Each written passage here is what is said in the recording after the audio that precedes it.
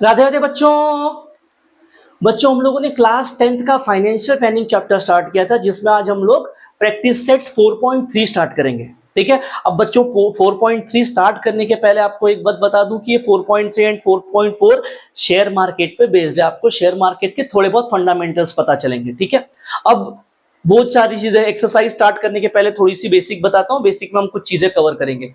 अब बेसिक बताने के पहले एक स्टोरी समझना। स्टोरी कैसी है? सपोज आपकी एक कंपनी, आप अपने मस्त एक कंपनी के ओनर, और कंपनी बहुत अच्छा चल रही है। ठीक है। और हम लोग डिसाइड करते हैं कि जो कंपनी की पूरी वर्थ है, मतलब कंपनी के पास जितना भी पैसा है, सपोज करो वो आपके पास 100 रुपया है। मतलब आप एक अच्छी खासी कंपनी के मालिक हो, और जो आपकी कंपनी की टोटल वर्थ है वो 100 रुपया, ज्यादा होगी बट समझने के लिए हम लोग 100 रुपया रखते हैं। ठीक है। अब आपकी कंपनी आज अच्छी चल रही है, कुछ टाइम हो गया, कुछ टाइम होने के बाद आपके कंपनी में कुछ फाइनेंशियल क्राइसिस आने लगे। आपको ऐसा जरूरत पड़ रहा है कि मुझे, अगर आपकी कंपनी को आपको ग्रो करना है तो आपको पैसों की जरूरत पड़ेगी, बट आपको कहीं से उधार लेना नहीं है ना, तो आपको बैंक के पास जाना है या किसी इंसान के पास जाना नहीं है, और आपको उससे लोन नहीं लेना है। तो उस केस में आपने क्या किया? एक दिमाग लगाया। क्या किया आपने? आपकी कंपनी 100 रुपए की थी, आपने क्या किया? उसको 100 पार्ट्स में डिवाइड कर दिया।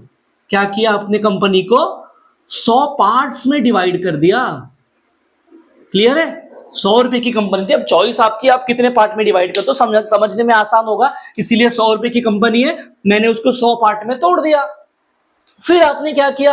अब आपने लोगों को जाके बोला कि भाई साहब, मेरी इतनी अच्छी खासी कंपनी है जिसकी ये वर्थ है, मैं इसको 100 पार्ट में तोड़ रहा हूं। अगर आपको मेरे कंपनी में मेरा पार्टनर बनना है तो आप इसमें से कुछ हिस्से खरीद लो, तो आप पार्टनर बन जाओगे। तो अब क्या हुआ, समझ में आया? मैंने ये 100 पार्ट तोड़े, अब मैं क्या कर रहा हूं? लोगों को बोल रहा हूं कि अगर आपको मेरे कंपनी में पार्टनर बनना है तो कुछ हिस्से खरीद लो। अब जब आप ये हिस्से खरीदोगे तो मैं आपको बदले में ब्याज तो देने वाला नहीं हूं, बट एक चीज गारंटी है कि आप कंपनी में मेरे पार्टनर हो। अब अगर आप मेरे पार्टनर हो तो कंपनी के प्रॉफिट में आपको शेयर मिलेगा। ये बातें मैंने लोगों को बोली, तो मेरे कुछ दोस्त आ गए खरीदने के लिए। मेरे कुछ दोस्त आए, उन्होंने मेरे कुछ हिस्से खरीद लिए, कंपनी के कुछ पार्ट्स उन्होंने खरीद लिए। अब यहां पे अगर 100 रुपए की कंपनी है, मैंने 100 पार्ट बनाए, तो हर एक पार्ट बच्चों कितने रुपए का होगा? हर एक पार्ट 1 रुपए का होगा। तो जिस भी इंसान को मेरे कंपनी में हिस्सेदारी लेनी है, वो मुझे क्या करेगा? एक पार्ट के लिए 1 रुपया देगा, 10 पार्ट के लिए 10 रुपया देगा। तो ऐसे मेरे कुछ दोस्त हैं जिन्होंने मेरे से बोला कि हाँ भाई, हम तैयार हैं, हमको अपने कुछ पार्ट दे दो, हम तुम्हारे पार्टनर बनने को तैयार है। अब इससे क्या होगा? फायदा क्या होगा? मुझे लोन देना था, मैं किसी से मैंने लोन भी नहीं लिया, और मुझे जो पैसे चाहिए थे वो पैसे भी मिल गए, और बदले में ब्याज भी देना नहीं पड़ेगा मुझे, बस कंपनी के जो प्रॉफिट है उसका कुछ हिस्सा देना पड़ेगा। क्लियर है ये चीज? अब एक बात और समझना, ये तो कलाकारी हो गई, ये अपनी स्टोरी हो गई। अब मैंने क्या किया था? कंपनी के 100 पार्ट किए थे ना, तो जो कंपनी को मैं टुकड़ों टुकड़ों में तोड़ रहा हूं, छोटे छोटे पार्ट में, उन पार्ट को हम लोग एक्चुअल में बोलते हैं शेयर। बच्चों, शेयर का मतलब समझ में आ गया? हमारे कंपनी का जो कैपिटल है, कैपिटल का सबसे स्मॉलेस्ट यूनिट को हम लोग बोलेंगे शेयर। ठीक है भाई साहब। अब एक और बात समझो कि हमको भूख लगती है, हमको सपोज चॉकलेट चाहिए होता है, तो हम क्या करते हैं? दुकानदार के पास गए, दुकानदार को पैसे दिए, वो चॉकलेट दे दिया उसने। अब चॉकलेट खरीदने में, या मुझे जब चॉकलेट खानी है, तो दुकानदार मेरे लिए वो मीडियम है जहां से मैं चॉकलेट को खरीद सकता हूं और बेच सकता हूं, बराबर ना? तो सेम तरीके से जहां पे, जिस जगह पे हम लोग हमारे स्टॉक को या हमारे पार्ट को या हमारे शेयर्स को खरीदेंगे और बेचेंगे, उसको हम लोग बोलते हैं स्टॉक एक्सचेंज। स्टॉक एक्सचेंज का मतलब क्लियर है बच्चों? स्टॉक एक्सचेंज वो जगह है जहां पे स्टॉक खरीदे और बेचे जाते हैं। बात क्लियर हो गई? यहां तक की बात पल्ले पड़ गई? ठीक है ये चीज। अब एक और सिनेरियो समझना, ये आपको पता होगा। मेरी कंपनी थी बच्चों, अब मान लो ये जो मेरी कंपनी, रिलायंस की कंपनी है, नाम लेना नहीं चाहिए बट सपोज रिलायंस की बहुत बड़ी कंपनी है मेरी। अब मैंने उसके शेयर 1 रुपए के बेचने के लिए डिसाइड किया, बट मेरे तो 10 दोस्त थे, 10 या बहुत सारे मेरे दोस्त थे। अब इधर प्रॉब्लम क्या है? मेरे पास, मैंने 100 पार्ट बेचे, मतलब मैंने 100 ही पार्ट निकाले बेचने के लिए, बट सामने खरीदने वाले अगर 200 लोग आ गए तो क्या होगा बच्चों? यहां पे क्या हो रहा है? मैंने बेचने के लिए तो मेरे पास 100 पार्ट ही है, खरीदने के लिए 200 लोग लाइन में तैयार है, भाई मुझे दे दो, मुझे दे दो। अब ऐसे केसेस में क्या होगा? जो बहुत पैसे वाला होगा, भाई मेरे को तेरे कंपनी में हिस्सा तो चाहिए, तो एक काम कर, तू 1 रुपया बोल रहा है, मैं तुझे 4 रुपए देता हूं, तू मुझे स्टॉक दे। तो ऐसे केस में मैं क्या करूंगा भाई, जहां से ज्यादा पैसा मिलेगा मैं तो उसको दूंगा ना। क्लियर है? तो यहां पे क्या हो रहा है, अगर मेरे कंपनी की डिमांड ज्यादा है तो जो पैसा मैंने डिसाइड किया है मुझे उससे ज्यादा पैसा मिल रहा है।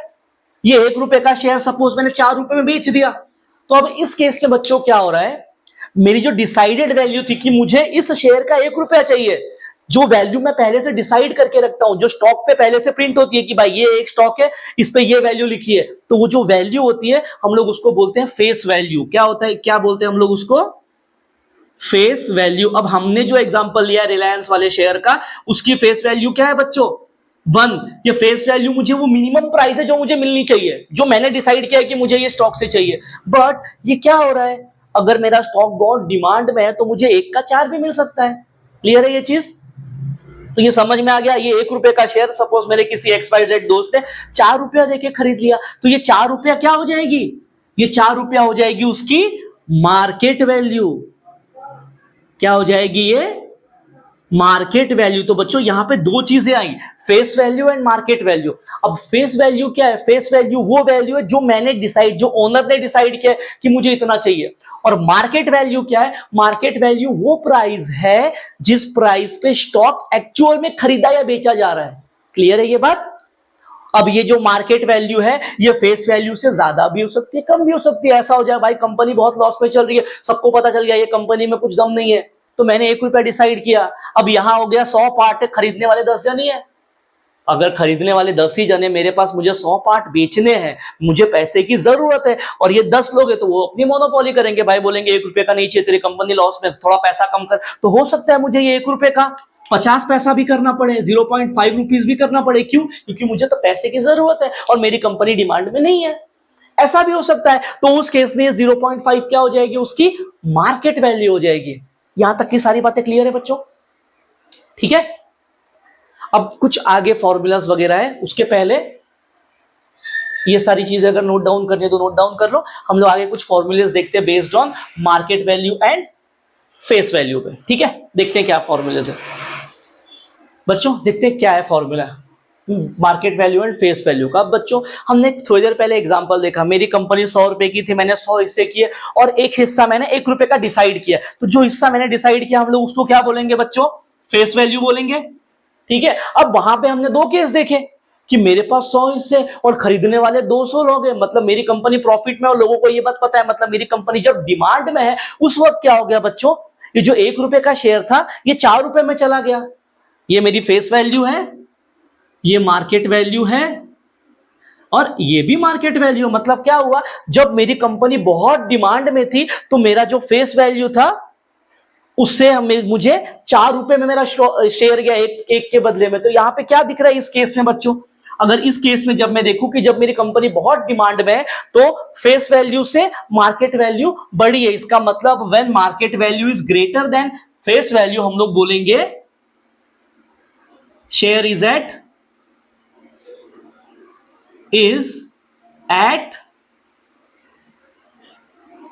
प्रीमियम। क्लियर है ये चीज? अब सेकेंड केस, भाई मेरी कंपनी ना तो ज्यादा डिमांड में है ना ज्यादा लॉस में है, तो उस वक्त क्या होगा, मैंने जो डिसाइड किया है फेस वैल्यू, लोग भी उसी 1 रुपए में ही मेरी कंपनी को खरीदेंगे। मतलब सेकंड केस में अगर मेरी कंपनी डिमांड में भी नहीं है और लॉस में भी नहीं है तो जितना मेरा फेस वैल्यू मैंने डिसाइड किया है मुझे उतना ही मार्केट वैल्यू भी मिलेगा। इसका मतलब दोनों इक्वल हो जाएंगे। तब उस केस में हम लोग बोलेंगे शेयर इज एट पार। अब इसका मतलब क्या है, ना ज्यादा लॉस ना ज्यादा प्रॉफिट, कंपनी स्टेबल है। ठीक है। अब अगर ऐसा हो जाए, क्या हो जाए, मैंने 1 रुपया डिसाइड किया, भाई कंपनी चल रही है लॉस में, मुझे मिल रहा है 0.5 रुपया। मतलब ये जो मार्केट वैल्यू है फेस वैल्यू से छोटी हो गई, 0.5 छोटा है 1 रुपये से, बराबर। अगर ऐसा हो गया इसका मतलब मेरी कंपनी लॉस में है, तो उस वक्त हम लोग क्या कहेंगे, उस वक्त हम लोग कहेंगे share is at discount. Clear है ये चीज बच्चों? ये चीज आपको याद रखनी है, comparison between market value and face value. Confirm question मिलता ही मिलता है, कंफर्म क्वेश्चन आएगा ही आएगा एक्टिविटी में क्वेश्चन। ठीक है। ये याद रखना है। अब हम लोग देखते हैं बच्चों एक्सरसाइज का पहला क्वेश्चन जो इसी फॉर्मूला पे बेस्ड है और क्या दे रखा है, सॉल्व करते हैं हम लोग। बच्चों देखते हैं क्वेश्चन नंबर 1 में क्या कह रहा है। क्वेश्चन नंबर 1 में कह रहा है बच्चों कंप्लीट द फॉलोइंग टेबल। अब इस टेबल में कुछ चीजें दे रखी है, जैसे यहाँ पे सीरियल नंबर दिया है 1 2 3, फिर एफवी यानी फेस वैल्यू दे रखी है, फिर शेयर इज एट पार है, प्रीमियम है, डिस्काउंट पे है, और फिर मार्केट वैल्यू दे रखी है।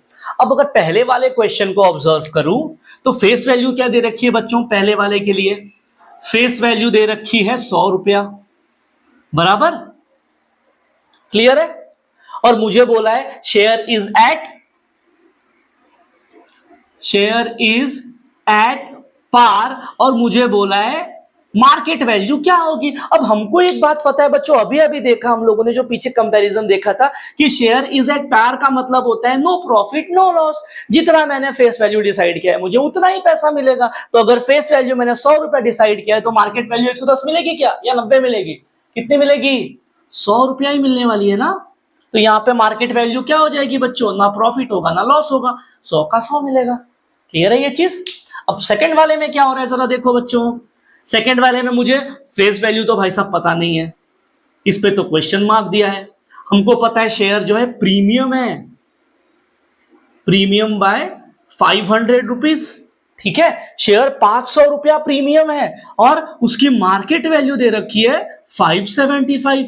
अब मैंने बोला कि भाई साहब मेरा 1 रुपये का शेयर है, फेस वैल्यू मेरे शेयर का जो है फेस वैल्यू 1 रुपया है, और मैंने बोला मेरा जो शेयर है प्रीमियम बाय 5 रुपीज हो गया, तो उसकी मार्केट वैल्यू क्या हो जाएगी बच्चों, 1 + 5 यानी 6 हो जाएगी।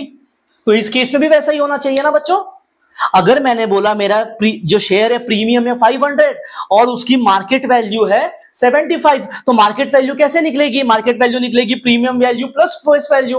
तो यहां पे ये क्या होना चाहिए, प्रीमियम वैल्यू कितनी है 500, तो 500 में कितना ऐड करूं कि 575 होगा, 75 ना।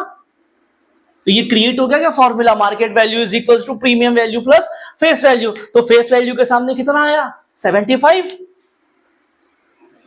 क्लियर है ये चीज। तो यहां पे क्या याद रखना है आपको, market value is equals to, अगर प्रीमियम में है तो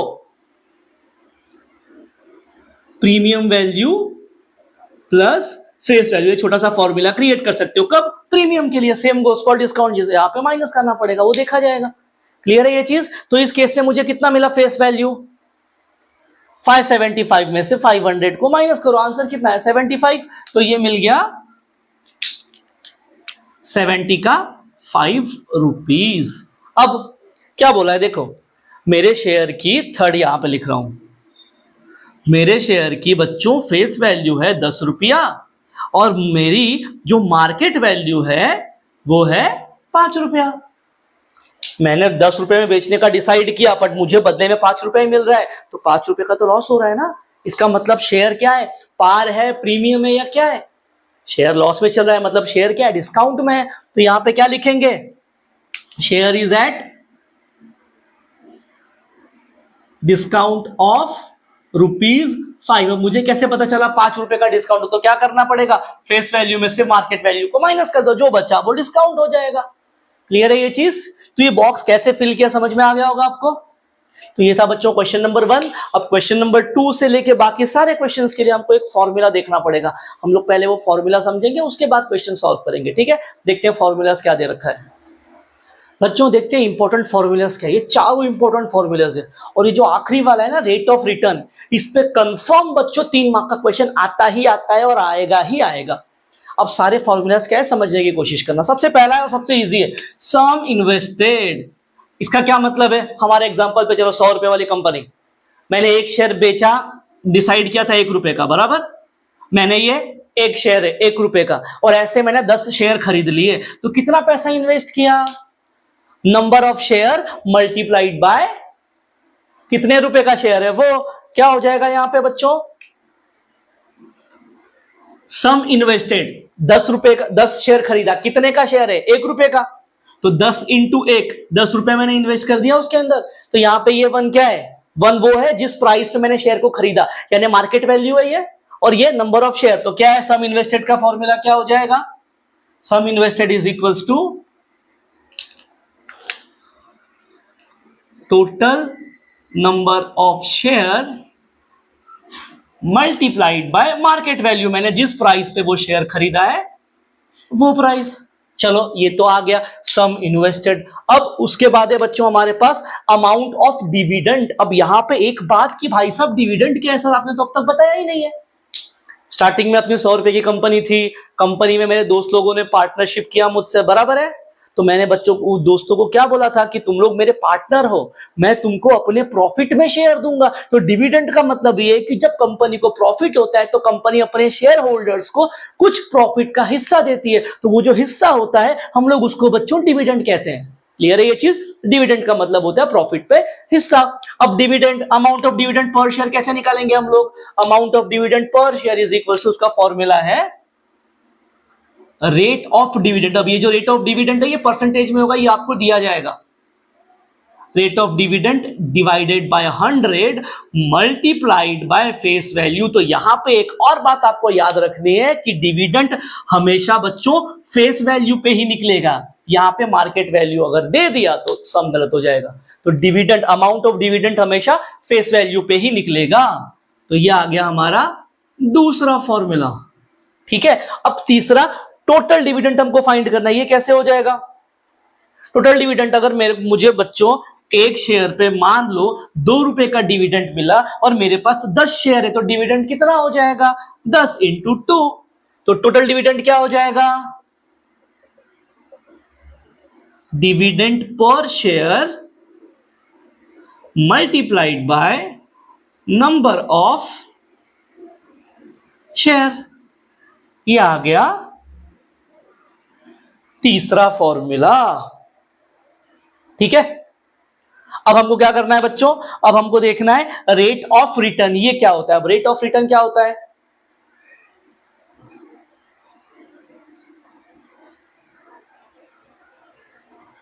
अब रेट ऑफ रिटर्न में क्या हो जाएगा बच्चों? इसका डायरेक्ट फॉर्मूला हमारे पास है total dividend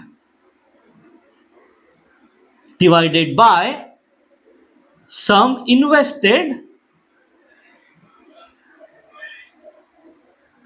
multiplied by 100। Clear है? अब अगर मुझे बच्चों रेट ऑफ रिटर्न निकालना है तो ऊपर दिए हुए तीनों फॉर्मूले का यूज करना पड़ेगा, क्योंकि मुझे बोला टोटल डिविडेंड। ये कहां से मिलेगा? ये तो इनसे मिलेगा, ये ऊपर से निकलेंगे। उसके बाद सम इन्वेस्टेड, ये कहां से निकलेगा? ये यहां से निकलेगा।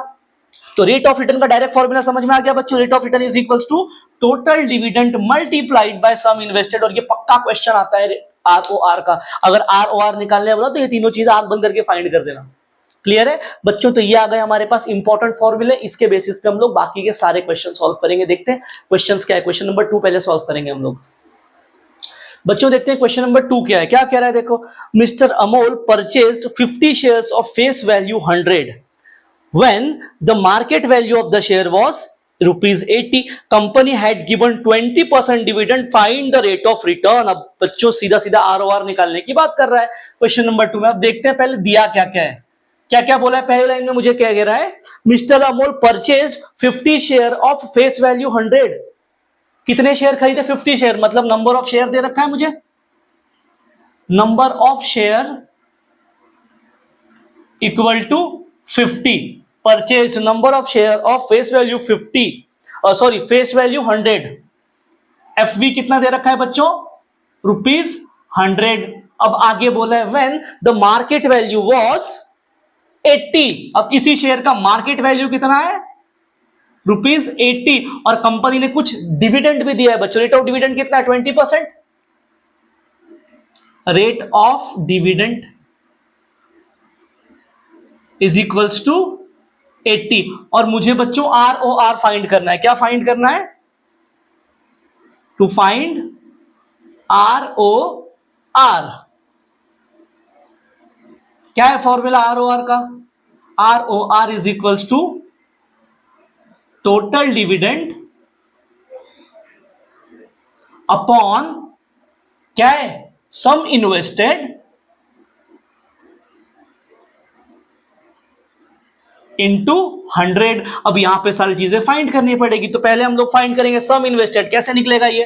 फर्स्ट थिंग, सम इन्वेस्टेड कितना हो जाएगा, इसका फॉर्मूला क्या है बच्चों, number of share multiplied by market value कितनी है, वही है ना फॉर्मूला, मार्केट जितने में खरीदूंगा उतना, तो नंबर ऑफ शेयर कितना हो जाएगा यहाँ पे, number of share is 50 into उसका मार्केट वैल्यू कितना है 80, कितना हो जाएगा 8 5 जा 40,000। चलो तो ये भाई साहब ने कितना रुपया इन्वेस्ट किया था 4000, सम इन्वेस्टेड मुझे मिल गया। अब टोटल डिविडेंड निकालने के लिए क्या करना पड़ेगा, डिविडेंड पर शेयर फाइंड करना पड़ेगा पहले तो।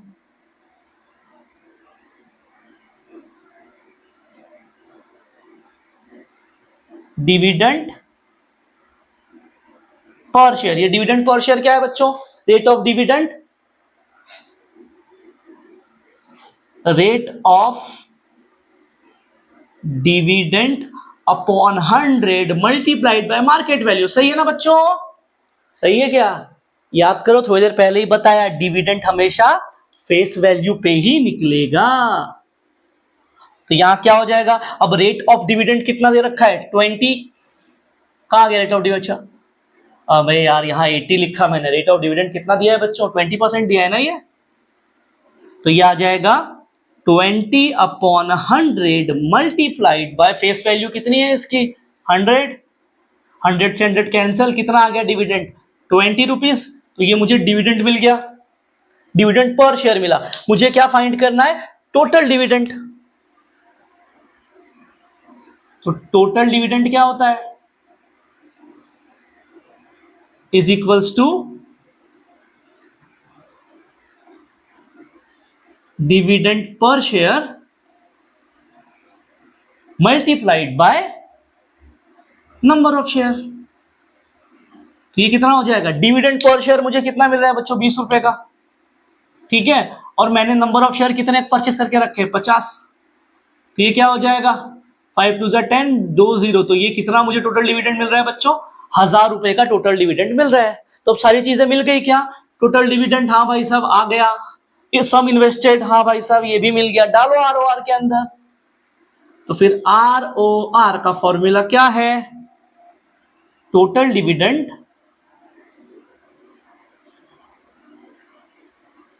Divided by sum invested into 100, values put करो। टोटल डिविडेंड कितना है मेरे पास बच्चों, टोटल डिविडेंड है 1000 रुपए का, कितना सम इन्वेस्ट किया है 4000 मल्टीप्लाइड बाय 100, गया क्या आ जाएगा 4 divided by 100, it will be 25%। तो जो मुझे रेट ऑफ रिटर्न है मेरा, रेट ऑफ रिटर्न क्या है, इट इज 25%, और ये हो गया बच्चों क्वेश्चन खत्म। सिंपल क्वेश्चन था अगर फॉर्मूला याद है तो, वरना नहीं जमेगा। बट यही काम 3 मार्क के लिए हर साल आएगा, इस साल भी गारंटी हर एग्जाम में 3 मार्क का क्वेश्चन यहां से आना ही आना है, ये बात आप लिख के ले लो। तो ये फॉर्मूला कर लिया, काम हो गया, ठीक है। तो ये था बच्चों क्वेश्चन नंबर 2। अब क्वेश्चन नंबर 3 से सारे क्वेश्चन हम लोग नेक्स्ट पार्ट में करेंगे, मिलेंगे नेक्स्ट पार्ट में, तब तक के लिए जय श्री राम।